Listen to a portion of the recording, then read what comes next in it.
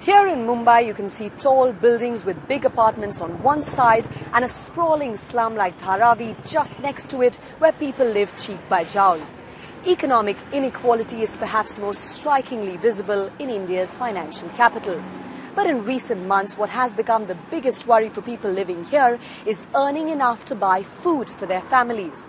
Inflation has soared and it touched a 10-month high in September, which means food is already quite expensive. What's worse is that with economic growth slowing down, the government's had to be more careful with its spending. It's had to cut down subsidies on cooking gas and transport fuels, which together push up the cost of a meal for poor families. India spends a large amount of money making food, fuel and fertilizers cheaper for economically weaker sections of its population.